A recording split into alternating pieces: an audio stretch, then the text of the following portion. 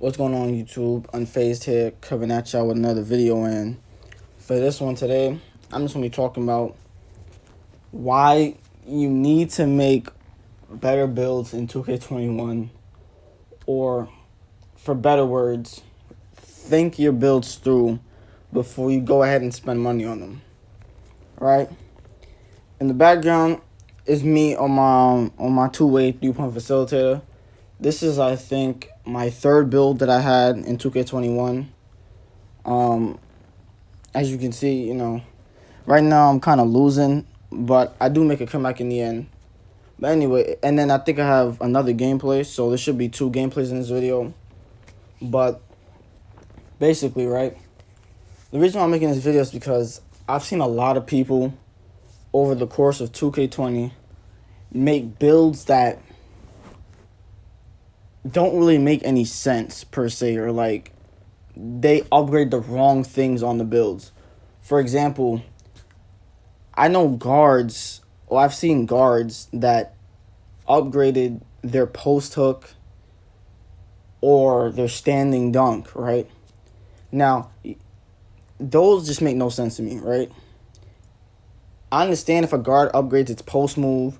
No, not its post move necessarily, but its post fade, because some guards, they're going to hit a little post fade, a little turnaround shot, if you like Kobe, But why do guards upgrade their standing dunk and post hook?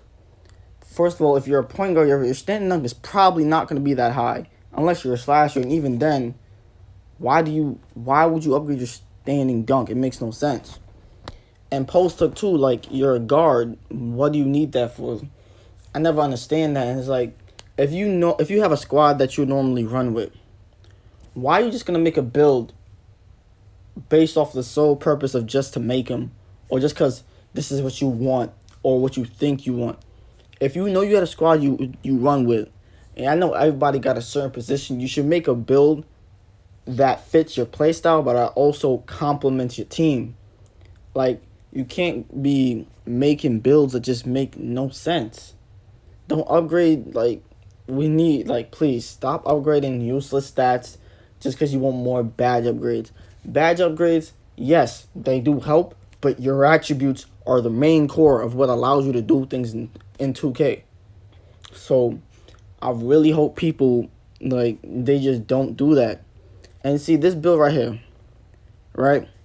Yes, that shot was a wipe, but more often than not, I actually green a lot of my shots with this build. Granted, this is the shooting and defending pie chart.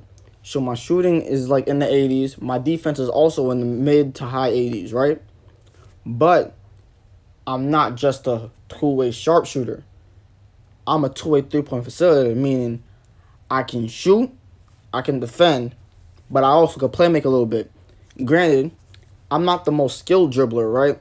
And you can do a lot with a 75 ball handle.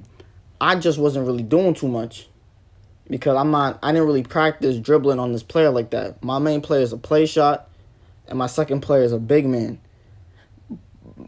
Granted, I'm mostly the point guard. So this build was also good because my play shot, he's just a playmaking shot creator. He don't got defense like that. Granted, now, that's the build that I use the most because it fits my playstyle the most. But the reason why I also have this build is as a backup in case one of the people in my squad that I'm running with, if they want to run a different player, I'll run on my two-way. As you can see, look, I was down 15-3, and I just made the comeback, and I won 21-15.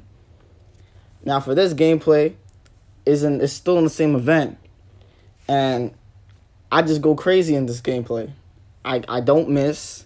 Well, actually, no, I don't know if I don't miss or not, but I just, I made a build that I could dominate in 1v1, 2v2, 3v3, 4v4, 5v5, whatever the case may be. That's what I'm saying when I mean in 2K21, make better builds. Don't make builds for the sole purpose of making them. You don't want to be wasting your money come 2K21. Granted, yes, 2K21 is coming out on the current gen console, so like PS4 and Xbox One, PC, Stadia, Switch, before the next gen consoles come out, which supposedly is coming out in November, right? So that gives you 2 months to test out a whole bunch of builds.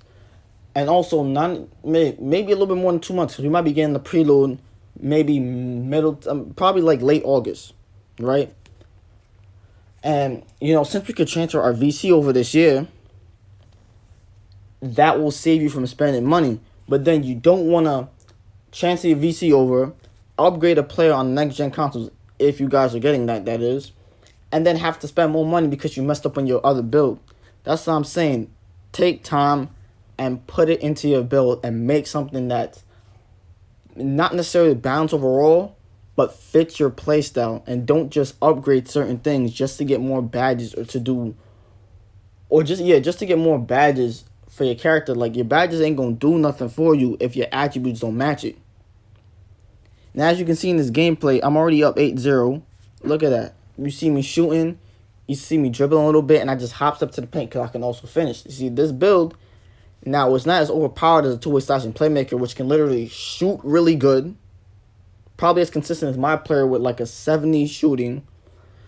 That build could defend just as good as mine. Finish way better because it can get contact dunks, and it can play make at a high level. That build's overpowered. This build is overpowered because you can stop it. But I know how to use him right. That's why I'm able to easily just, you see, look at that, the greens. I'm easy to just blow by my defender and beat him. But that's about all for the video. Thank y'all for watching. Please take time and think over your builds come 2K21. And I hope to see a whole bunch of y'all in the park. But for now, that's all. Peace.